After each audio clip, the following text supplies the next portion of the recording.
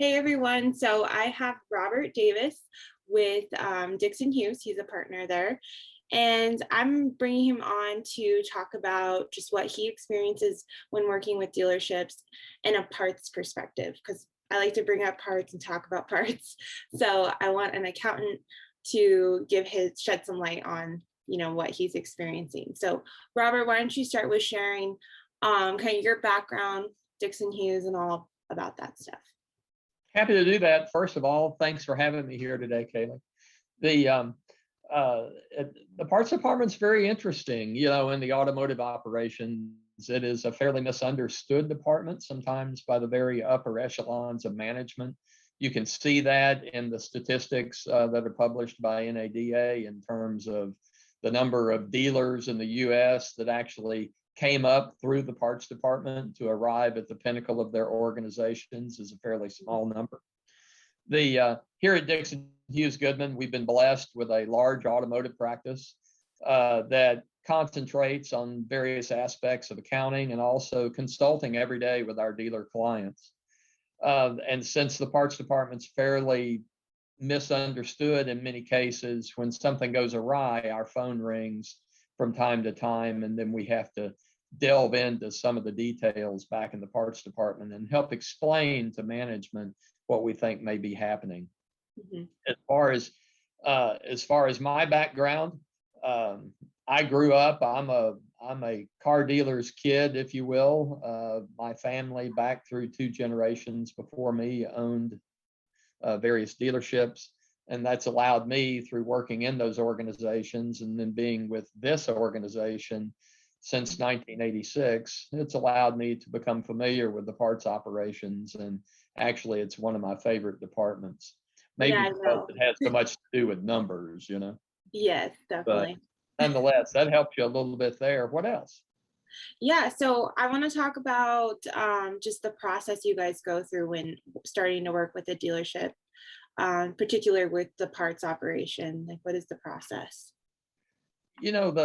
The parts operation will, in many cases, will come to us when an issue arises. As we all know, parts overages during parts physical inventories don't garner near the attention as shortages do. From an accountant's perspective, you'd say that both of them should garner the same amount of attention, but then human nature gets in the way. Yeah. But most of the time, we see issues in the parts department either when we're reviewing the results of a parts physical inventory or when we're actually supervising a parts physical inventory on behalf of the dealer, and he or she has provided their own individuals to count those parts. And we really, move them through the process and the DMS and other aspects of taking that physical. And so that's how we get involved. Other times when I'm in the store, I just like pulling the management reports and walking through the parts department and maybe pulling about a dozen parts and seeing what the on-hand counts say and just getting a general idea. You can really tell a lot when you walk through a parts department and see the organization of the physical space. If it looks disorganized, typically it's fairly disorganized inside the DMS data as well. Mm-hmm. That makes sense. Yeah. And then also let's talk about your experience with Parts Edge with working in the dealerships, because we work kind of together in that aspect of when a dealership has an issue and they need a little bit more help, that's where we kind of come in and give that support. Yeah, Parts Edge has actually been a good augmentation of what we do for a dealer. Basically, where we have asked a dealer to look at Parts Edge for possible solutions to some of the issues we might identify, those issues tend to run the gamut from true and or technical obsolescence, management issues surrounding special orders and getting them moved through the department and ultimately onto customers' vehicles. I mentioned a moment ago, the poor housekeeping of the physical space is an issue at times. Getting the parts department to the point that they can actually trust the on-hand counts and other data that's being supplied to them out of the DMS system, and getting them to the point to understand how to get the data out of the DMS system in terms of having something that's in there that could actually be supplied to them to help them in their management efforts. The poor management of returns, and really that whole space of the efficient use of the automatic replenishment systems that are being utilized by quite a number of manufacturers at this point, as far as, do I just sort of sit back and let Big Brother take over and decide what I'm going to stock, or am I going to interact with that process and actually be more than just a passive bystander, letting the manufacturer decide what's going to be on the shelf for what is really typically one of the larger uses of unencumbered working capital inside the store. And then finally, Parts Edge helps with managing the purchasing controls for outside purchases. And so those are some of the things that Parts Edge does for our clients, or that we will suggest to a client that they talk to Parts Edge about. There's a natural byproduct of this. The parts manager becomes better educated at managing his or her department. Or sometimes a parts department just doesn't have the personnel to handle everything that needs to be done. And literally, it's just a bandwidth issue. It's not an educational issue. It's one of those, there's not enough hours in the day to get it all done. Yeah. And so, I like the way you guys do it virtually. You accomplish what you need to by accessing the DMS system, having video conferences such as this one with whatever personnel need to be involved in terms of the educational and/or corrections process. And sometimes we find a parts manager that's new to the game. We all had to start somewhere. Yeah. And so Parts Edge at times for our clients have been used as literally, let's just keep it simple, as a parts manager school, if you will, where the ultimate goal is to graduate from school, if you will, and then they either stay on as a client because they have bandwidth things that they want to deal with, or they just want another set of eyes. And so those are some of the examples that we've seen. And basically, I should finish up by saying all of these services, at least in my opinion, are a good value and present a good return on investment. I probably went way beyond answering your question, but that's sort of the entire message. Yeah, no, you did great. You covered everything. I did want to touch though on kind of the consequences you see of when a dealership doesn't provide the support and the training to a parts manager. We kind of touched on some of the issues, but the bigger issues in an accounting standpoint of what you see. Well, from the accounting standpoint, and I've seen some pretty wild things over the years.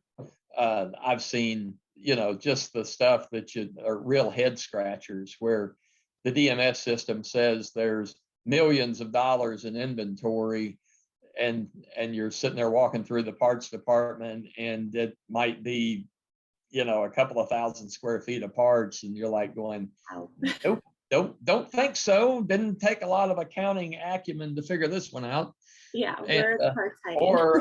Or a general ledger balance that is millions of dollars, and then the DMS system's going, no, you only got $80,000 back there.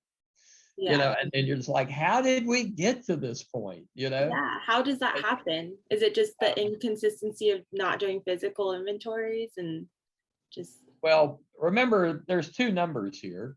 One of them is what's in the warehouse, and the other one is what's on the books. And either one of them can take on a life of their own if they are not monitored and controlled properly. Exactly. And so the problem can originate from two different directions.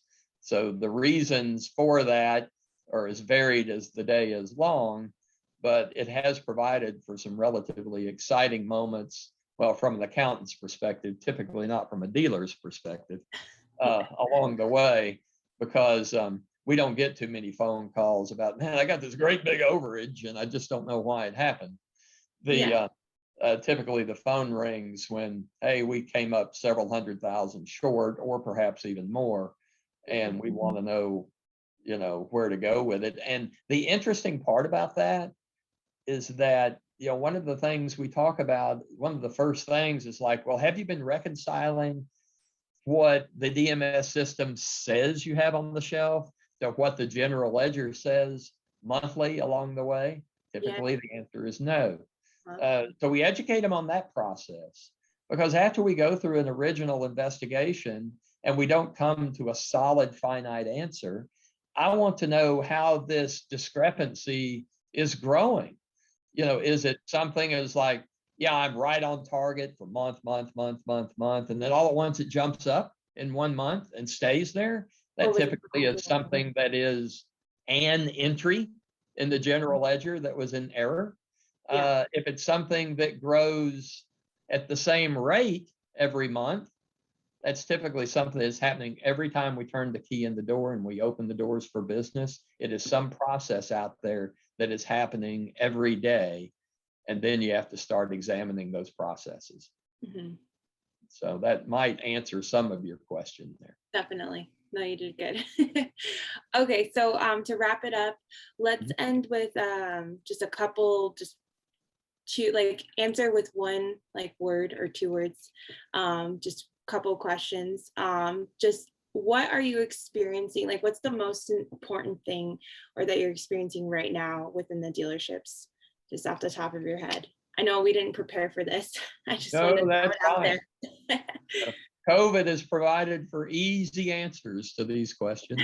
Exactly. So the one thing that we're experiencing is lack of inventory on the new vehicle side, inflated pricing because of supply chain issues across the board in terms of the variable operations.